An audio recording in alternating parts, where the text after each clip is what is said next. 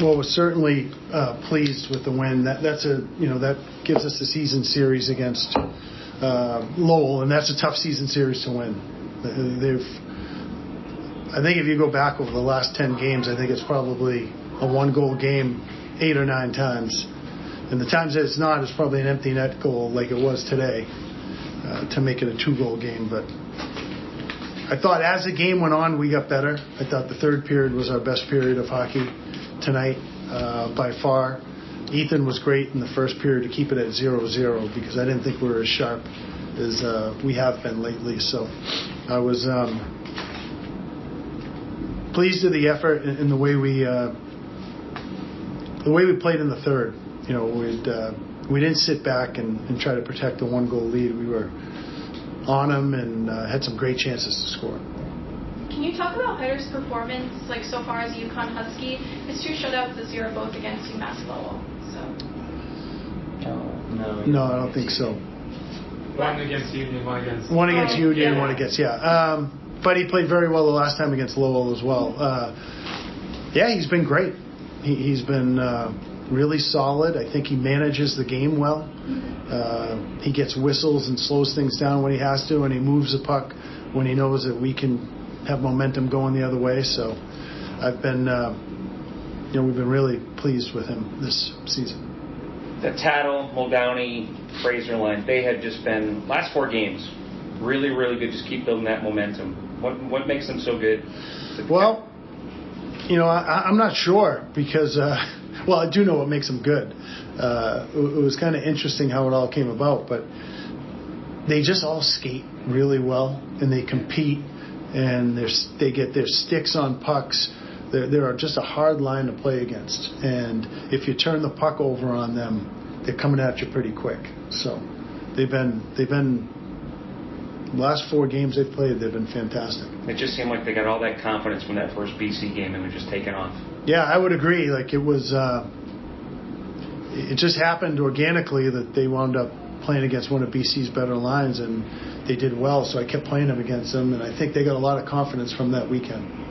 Jake Purcell is just your empty net specialist. I guess so. Does he have 3 now this year? All 3 of his goals are empty netters. Yeah, well, that's all right. I like that. I hope he has 25 by the end of the year. So,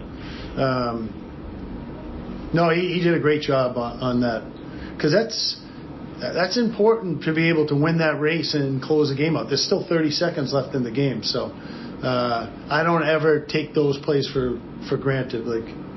Empty net goals are not easy. They got more players on the ice, and it might look easy putting it in the net, but the process to get there is never easy.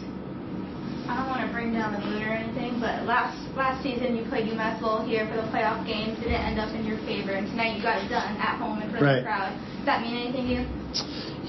It doesn't do anything for last year, but we certainly talked about it. We talked about it. I think... Just because the win at home against the same team. That's our first win here in Toscano, so I think that was really important too. So, I think it didn't really factor into our motivation going into the game, but we talked about the fact that I think we talked more about this game. If we win it in regulation, we can win the season series, and that's what we were really focused on. Clean game night, only 3 penalties. Yeah, I thought it was. They play hard and they play clean. I think that's been the case most of the times we've played them. You don't realize how big they are till you see them up close, do you? They got some pretty good sized kids. Yeah, they do. What do you think of the defensive performance in front of Ethan tonight? I thought we did a good job. I don't think we, I'll have to watch the tape, but I don't think we gave up too many second chances and third chances. They got a couple in the first period there. At the end of the first period, they had a shift where we gave a couple up. But other than that, we did a good job of limiting them to one and dones. What makes it so hard to get a shutout? I mean, besides the obvious, because Ethan's now has 2 on the year, and he's the first goalie you've had since Rob Nichols to have 2 in a single season. Yeah, I think it's a combination of things. I think is good players in front of him. You're playing well structurally. I don't know if we gave up an odd man rush tonight. It might have been 1, maybe 2, but I don't even know. It might have been just one if we gave one up. So I think we gave up one where he made a big save in the third period, maybe. I remember Bentley was coming in, but when you're not giving up a lot of odd man rushes and you're playing sound structurally in your defensive zone,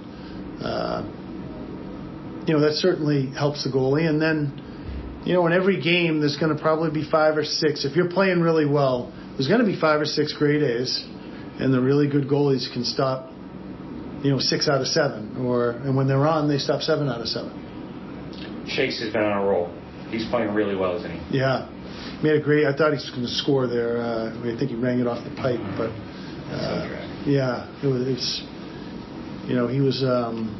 He's just been playing really well.